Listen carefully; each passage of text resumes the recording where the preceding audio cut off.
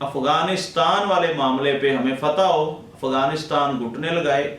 ناظرین یہاں ایک بات بڑی اہم ہے، ذرا غور کریں کہ ہمیں افغانستان کے ساتھ انگیج کر دیا گیا یا ہم خود انگیج ہو گئے، کیونکہ وہ ہمارے بدترین دشمن بنے ہوئے اس وقت۔ کبھی ہم نے ان کو 40 سال تک پالا، پڑھایا لکھایا، اپنے ملک میں جگہ دی، انہوں نے یہاں سے اربوں خربوں روپیہ کمایا۔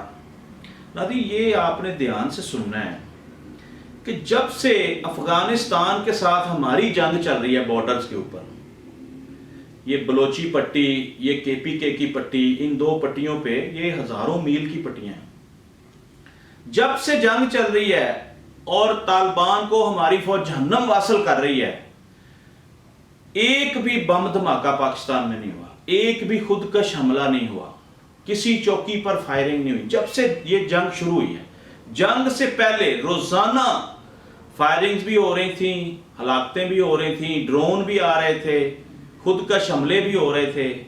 اب صرف دھمکیاں آ رہی ہیں، اور دھمکیوں کی وجہ سے ہماری قوم میں یہ خوف پیدا کرنا چاہتے ہیں۔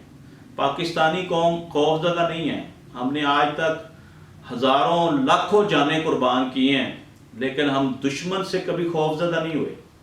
اس کی زندہ مثالیں آپ کے سامنے ہیں، انہوں نے ہمارے اے پی ایس پہ حملہ کیا، انہوں نے ہماری یونیورسٹیوں پہ حملہ کیا، ہمارے بے گناہ بچوں کو شہید کیا، اس طرح کی لاتعداد مثالیں ہیں، لیکن پاکستانی قوم ایک دفعہ بھی گھبرائی نہیں کبھی۔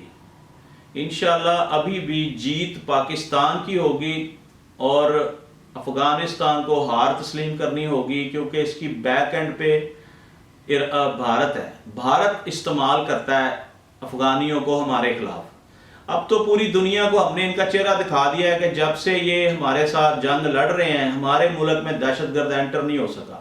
اس کا مطلب ہے کہ ہمیں اپنے پورے بارڈرز کے اوپر بہترین قسم کی باڑ لگا کر ان کے ساتھ کچھ 2 4 5 سال کے لیے سفارتی تعلقات بالکل ہی ڈیڈ لیول پہ پہنچا دینے چاہیے، بارڈر بند کر دینے چاہیے، نہ یہ ویزے کے ساتھ آ سکیں، نہ یہ بغیر ویزے کے آ سکیں، کیونکہ یہی سب سے بڑے دشمن ہے۔ یہ بات ثابت ہو گئی ہے۔